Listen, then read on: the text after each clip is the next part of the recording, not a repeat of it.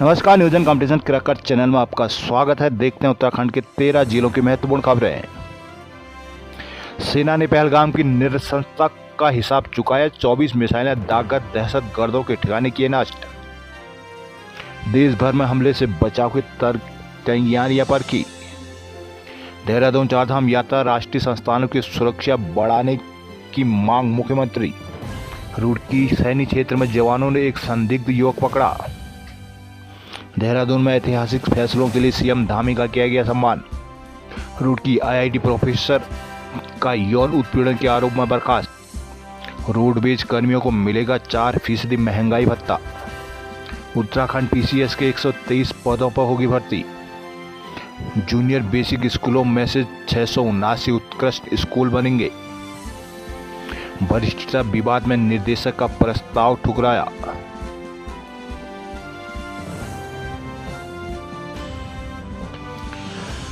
केंद्रीय मंत्रिमंडल की बुधवार को हुई बैठक में प्रधानमंत्री नरेंद्र मोदी ने पाकिस्तान और पाक अधिकृत कश्मीर पीओके में आतंकी शिविरों पर लक्षित हमले करने के लिए भारतीय सशस्त्र बलों की सराहना की है। उन्होंने गर्व का पल बताया। आमतौर पर हर बुधवार को होने वाली मंत्रिमंडल की बैठक इस बार ऑपरेशन सिंदूर की सफलता से खास बन गई है। सूत्रों के अनुसार बैठक शुरू होते ही रक्षा मंत्री राजनाथ सिंह ने जैसे ही ऑपरेशन सिंदूर की जानकारी दी, मंत्रिमंडल ने मेज थपथपाकर कार्रवाई प्रधानमंत्री के नेतृत्व को सराहना की। प्रधानमंत्री ने कहा कि हमें सेना पर गर्व है। उन्होंने कहा कि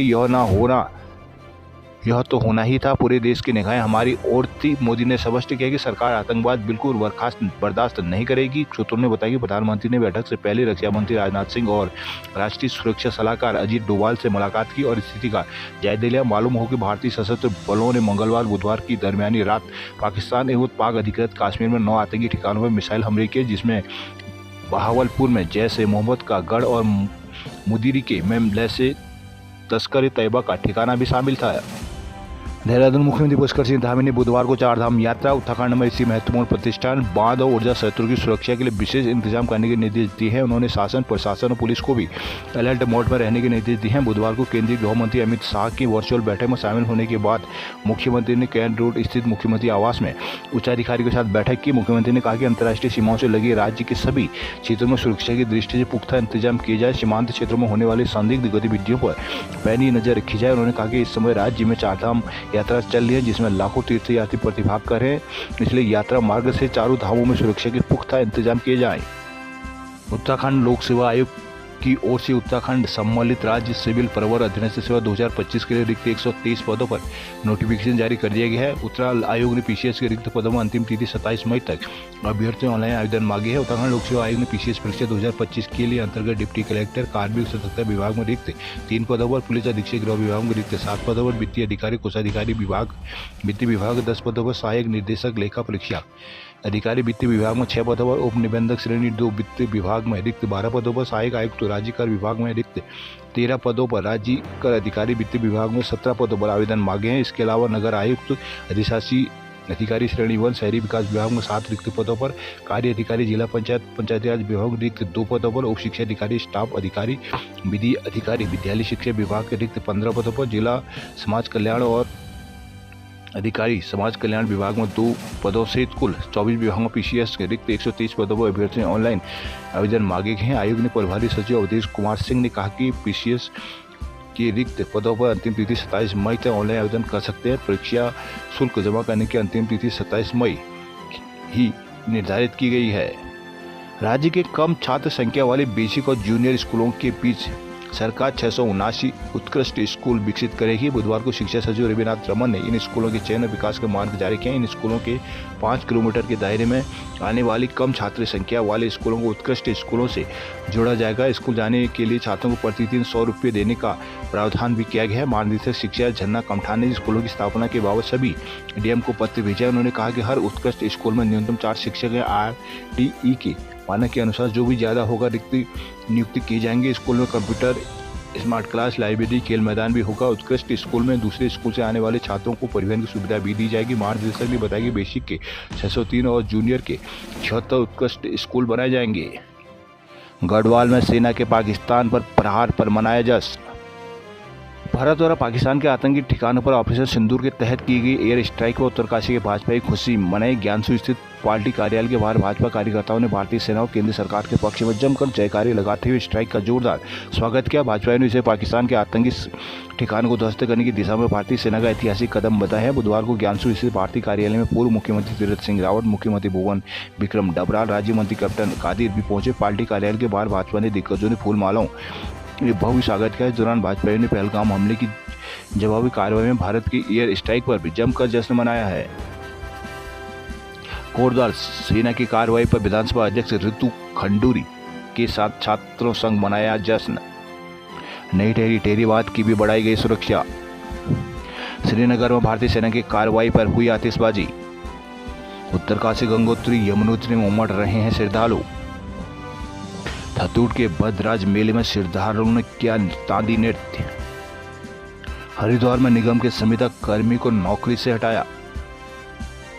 नगर निगम की भूमि की खरीद फरोख्त घोटाले को लेकर अब संविदा पद पर तैनात मानचित्रकार दिनेश चंद कांडपाल की सेवा समाप्त कर दी गई, जिसके साथ ही जांच अधिकारी रणवीर सिंह चौहान ने करीब 3 घंटे तक निलंबित अधिकारियों तथा सेवानिवृत्त कर्मचारियों से पूछताछ की। नगर निगम में भूमि घोटाले में 3 अधिकारियों को पहले निलंबित किया जा चुका है। इसके अलावा एक सेवानिवृत्त कर्मचारी का बढ़ाया हुआ कार्यकाल समाप्त कर दिया गया। भूमि की खरीद फरोख्त से जुड़े दस्तावेज निगम कार्यालय ने जांच अधिकारी के सुपुर्द कर दिया है। जांच अधिकारी शासन में सचिव रणवीर सिंह चौहान ने मंगलवार को नगर निगम की ओर से खरीदी गई भूमि का स्थलीय निरीक्षण किया। इसके बाद उन्होंने निलंबित 3 अधिकारियों और सेवानिवृत्त कर्मचारियों से करीब 3 घंटे तक पूछताछ की है। अब शहरी विकास विभाग के अपर सचिव गौरव कुमार की ओर से इस मामले से जुड़ी संविदा मानचित्रकार दिनेश चंद कांडपाल की सेवा मुक्त कर दिया गया है। इसके अलावा आनंद सिंह मिश्रवाण के निलंबित होने के बाद रिक्त पद पर तैनाती भी कर दी गई है। हल्द्वानी में खेल विश्वविद्यालय की अधिसूचना हुई जारी। उत्तराखंड में खेल विश्वविद्यालय की स्थापना का रास्ता साफ हो गया। राजभवन की मंजूरी के बाद बुधवार को सरकार ने खेल विश्वविद्यालय एक्ट की अधिसूचना जारी कर दी है। खेल मंत्री रेखा आर्या ने बताया कि खेल विश्वविद्यालय के संदर्भ में अधिसूचित सूचना जारी होने के बाद अब खेल विश्वविद्यालय की स्थापना और शिलान्यास की तैयारियां शुरू कर दी गई। बताया जा रहा है कि राज्य सरकार आगामी राष्ट्रीय खेल दिवस के अवसर पर प्रदेश के पहले खेल विश्वविद्यालय का शिलान्यास करेगी। इसके लिए विभागीय अधिकारी को तैयारी शुरू करने के निर्देश दिए गए हैं। खेल मंत्री ने कहा कि यह प्रदेश के खिलाड़ियों के लिए बड़ा अवसर है, क्योंकि प्रदेश में खेल विश्वविद्यालय बनने के बाद खिलाड़ियों के विकास और पढ़ाई के लिए एक बड़ा मंच उपलब्ध हो जाएगा। कहा कि हल्द्वानी के गोलापाल में इस विश्वविद्यालय नींव रखी जाएगी और इसे जल्द से जल्द शुरू करने का प्रयास किया जाएगा। खेल मंत्री ने बताया कि विश्वविद्यालय के लिए जरूरी सभी मानकों को पूरा करने के निर्देश अधिकारी को दिए गए हैं। विदित है कि राज्य सरकार लंबे समय से राज्य में खेल विश्वविद्यालय की स्थापना के प्रयास कर रही है और अब एक्ट की अधिसूचना के बाद विश्वविद्यालय की स्थापना का रास्ता भी साफ हो गया है। कुमाऊं विश्वविद्यालय में विभिन्न पदों पर नियुक्ति प्रक्रिया हुई शुरू। कुमाऊं विश्वविद्यालय ने 1 दशक बाद नियुक्ति प्रक्रिया शुरू कर दी है। पहले चरण में एसोसिएट प्रोफेसर के 20 और प्रोफेसर के 15 पदों पर भर्ती प्रक्रिया शुरू की जा रही है। इस संबंध में आधिकारिक विज्ञप्ति विश्वविद्यालय की वेबसाइट पर जारी कर दी गई है। कुल सचिव डॉक्टर मंगल सिंह मंदरवाल ने बताया कि शासन ने स्वीकृति मिल गई है। इस बार नियुक्तियां 3 चरणों में होंगी। पहले चरण में प्रोफेसर और एसोसिएट प्रोफेसर, दूसरे चरण में असिस्टेंट प्रोफेसर और तीसरे चरण में प्रशासनिक और तकनीकी कर्मचारियों की नियुक्तियां की जाएंगी। पहले चरण की शुरुआत जल्द ही असिस्टेंट प्रोफेसर के पदों से की जाएगी। इसके बाद विश्वविद्यालय और अल्मोड़ा विश्वविद्यालय के 20 पदों के विभाजन की प्रक्रिया चल रही है। स्पष्टता के बाद इन पदों पर अधिसूचना जारी होगी। रामनगर कोसी नदी अवैध खनन पर सख्ताई के बाद एसटीओ के घर पथराव और गोली मारने की धमकी। कोसी नदी में अवैध खनन पर शिकंजा कसने वाले तराई पश्चिम वन विभाग के एसटीओ मनीष जोशी के घर पर देर रात पथराव किया गया। उन्हें जान से मारने की भी धमकी भरा पत्र उनके घर के बाहर रखा मिला। नहीं मिलने पर उन्हें गोली मारने की धमकी दी गई। पथराव कर उनकी सरकारी गाड़ी का शीशा भी तोड़ दिया गया। माफिया ने इनसे पहले एसडीओ की रेकी भी की थी। बीते मंगलवार को एसडीओ मनीष जोशी तराई पश्चिम वन प्रभाग में बनाए गए अपने आवास पर थे। एसडीओ ने बताया कि शाम 8:30 बजे वो अपने करीबी के साथ रामनगर शहर में किसी काम से गए थे, जिसके बाद वापस आकर अपने सरकारी आवास पर पहुंचे तो बाहर पत्थर फेंकने की आवाज़ आई। उन्होंने बाहर आकर देखा तो आवास के खड़े उनके सरकारी वाहन के साइड का शीशा टूटा हुआ था। माफिया ने उनके आवास पर भी पथराव किया था। बताया जा रहा है कि आवास के पास ही आरोपी ने पत्थर में दबाकर धमकी भरा पत्र लिखा था। उन्हें मामले की जानकारी पुलिस को थी। बताया जा रहा है कि परिवार किसी काम से खड्डीमा गया हुआ है। उन्होंने बताया मामले में एसडीएफओ प्रकाश चंद्र आर्या और डीएम को भी पत्र भेजकर हमले की घटना से अवगत कराया गया है। पिथौरागढ़ शहर के कई हिस्सों में नहीं मिल पा रहा पानी पीने के लिए पानी।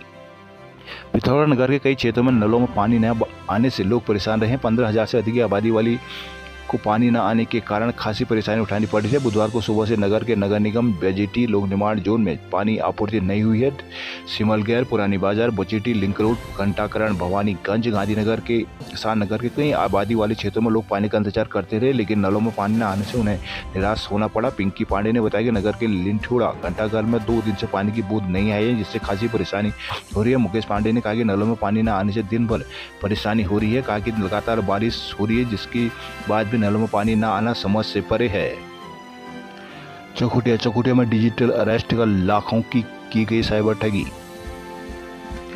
अल्मोड़ा जिले के चकुटिया में डिजिटल अरेस्ट का एक और मामला सामने आया है। इस बार साइबर ठगों ने कंपनी से रिटायर्ड कर्मचारी का 13 दिन तक डिजिटल अरेस्ट कर 22,80,000 रुपये की ठगी कर ली है। पीड़ित की तहरीर पर पुलिस ने बुधवार को अज्ञात के खिलाफ मुकदमा दर्ज किया। सिमलखेत वाडवा खाल चकोटिया निवासी रघुनाथ सिंह नेगी ने पुलिस को तहरीर दी। बताया गया कि 23 अप्रैल को उन्हें अज्ञात नंबर से व्हाट्सएप पर वीडियो कॉल आई है। सामने वाले ने स्वयं को अधिकारी बताया। उनके खाते में गलत तरीके से लेन देन होने की बात कहा कि मनी लॉन्ड्रिंग करने वालों ने उनके नाम से ATM और नकली सिम भी बनाई है। डराया कि वह कभी भी अपने घर आ सकते हैं, लिहाजा आप घर में ही रहें। आरोपियों ने उन्हें नकली कोड और थाना आदि दिखाया, जिससे वो उनकी बहकाव में आ गए। आरोपियों के कहे अनुसार वो 5 मई तक उनके बताए हुए खातों पर ऑनलाइन बैंक आदि से रुपये ट्रांसफर करते रहे। 13 दिन में आरोपियों ने उनसे 22,80,000 रुपये की नकदी ठग ली। तब जाकर उन्हें साइबर ठगी का एहसास हुआ। पीड़ित ने चकोटिया पुलिस से आरोपी की तलाश कर रुपये वापस दिलाने की गुहार लगाई है।